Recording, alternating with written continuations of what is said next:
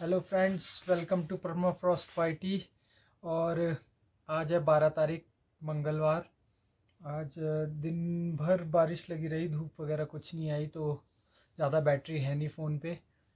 तो हमने लंच वगैरह कर लिया है। अभी करीब दिन के 2 बज रहे हैं और मैं आज आपको बताऊंगा कि बैक पैकिंग कैसे करते हैं अगर आप किसी ट्रैक पे जा रहे हैं। तो बैक पैकिंग करने के लिए एक छोटा सा बेसिक फार्मूला है जिसे हम कहते हैं ABC ऑफ बैक पैकिंग। तो ABC और D भी है इसमें। तो A से एक्सेसिबिलिटी, B से बैलेंस, C से कंप्रेशन और D से ड्राई।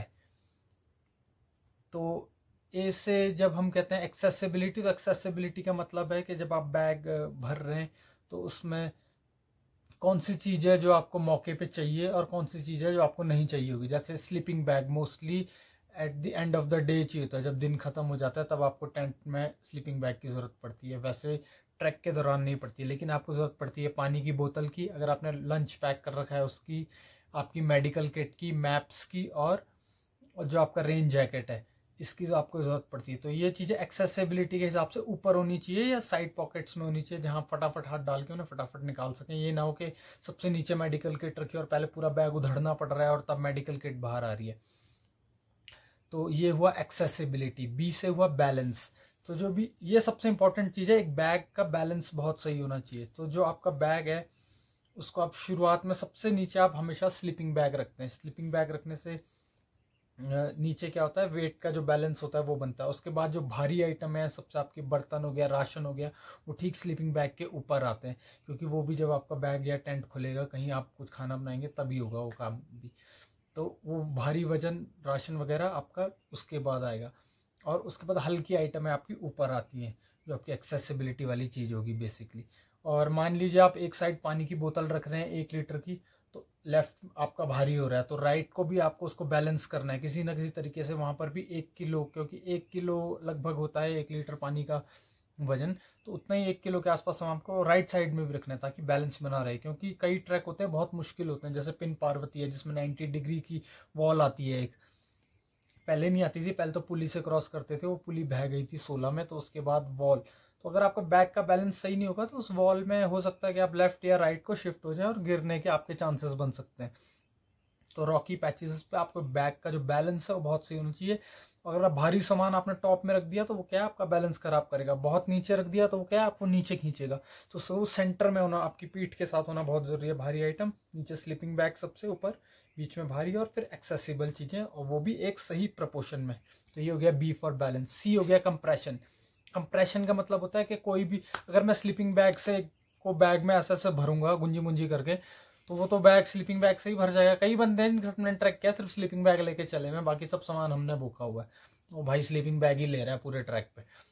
क्यों? कंप्रेशन उसने सही नहीं किया। और कई में अगर मैं स्लीपिंग बैग को पैक करूंगा उसके बैग में अच्छे से दबा के ठोक के, तो कम जगह घेरेगा, 10% जगह घेरेगा।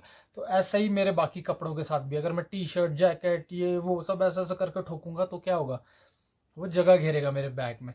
और अगर मैं उसे प्रॉपर फोल्ड करूंगा, उसकी हैट, जो हेड हैट है उसमें मैंने उसे फोल्ड फोल्ड करके पैक कर दिया है।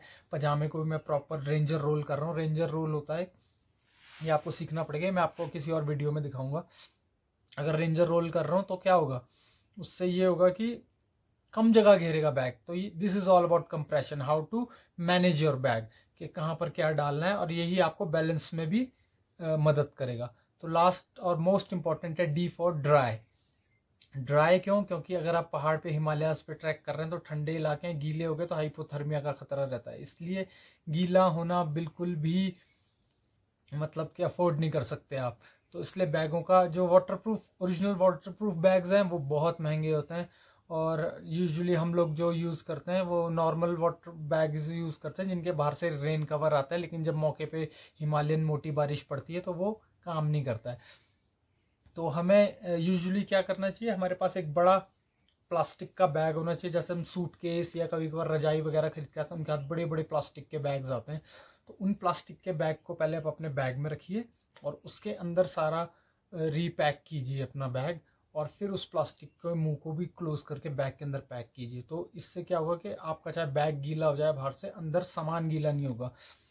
तो सामान सूखा रहना बहुत ज़रूरी है। अगर राशन गीली हो गई या आपके लास्ट कपड़े भी गीले हो गए, खुद तो आप गीले हुए हुए, आपके बैग में कपड़े भी गीले हो गए, तो फिर और ये जंगल बहुत दूर है जहाँ आग नहीं सेक सकते आप, या ग्लेशियर में, या गांव बहुत दूर है नियरेस्ट, तो फिर भाई बहुत मुश्किल हो जाएगा। तो ये हमारी ख़त्म हुई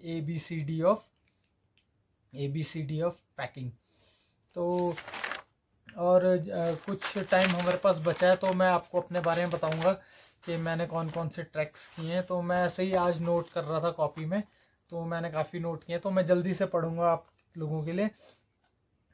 तो मैंने मेरे गांव में एक ट्रैक है हरियाली कांठा जो 3000 मीटर जाता है, वो किया सबसे पहले ट्रैक्स में से एक है, और काफ़ी पहले किया था। तो इसकी खास बात यह है कि हमने नीचे गांव से शुरू किया था, 21 किलोमीटर का ट्रैक था, और हमने नंगे पैर किया था घर से ही। तो 20 किलोमीटर जाना, 20 किलोमीटर आना, वो भी नंगे पैर। और ये इसकी खास बात ये कि सिर्फ दीपावली की एक रात पहले होता है, यानी कि हम शाम को निकले रात की मतलब रात को, और सुबह वहाँ सनराइज देख के शाम को दिवाली खेलने वापस घर आ गए थे 40 किलोमीटर चल के 24 घंटे में।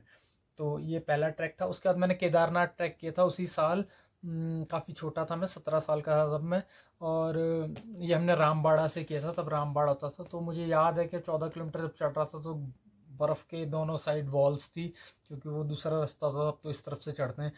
और मुझे इतना भी याद है कि जब नीचे उतरा तो मुझे कुछ पता ही नहीं लगा कब मैं उतर गया 14 किलोमीटर, क्योंकि तब बहुत यंग थे और नीचे उतरना आसान लग रहा था मे भी, तो पता ही नहीं लगा।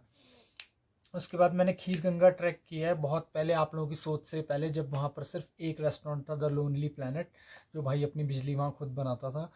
उसने टरबाइन लगा रखी थी वाटरफॉल पे। उसके बाद मैंने माउंट एफरावत किया हुआ है, ये गुलमर्ग से सामने दिखता है जो बड़ा पहाड़ है, इसके ऊपर ये भी है। ट्रॉलियाँ भी लगी थी उस ज़माने में, 2014 में गए थे हम, लेकिन हमने ट्रॉलियों से नहीं किया, हमने कहा कि हम पैदल चलेंगे, और हमने पूरा माउंटेन पैदल क्रॉस किया था। तो लास्ट का इसकी जो रिज हम चढ़ गए थे शोल्डर में, तो वहाँ पर हम कहते हैं खैबर पास, जबकि खैबर पास बहुत दूर है, अफगानिस्तान और पाकिस्तान के बॉर्डर में लगता है, पाकिस्तान ऑक्यूपाइड लेह के बॉर्डर पे लगता है।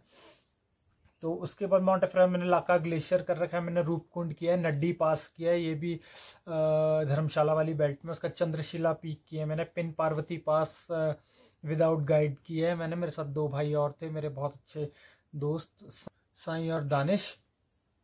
तो ये हमने पिन पार्वती किया था, बहुत मैंने लीड कर रहा था, और हमने ढूंढ लिया था रास्ता, बहुत ही मुश्किल रहा था लेकिन बहुत कुछ सीखने को मिला इससे। उसका मैंने श्रीखंड महादेव किया, इसमें मैं लीड कर रहा था।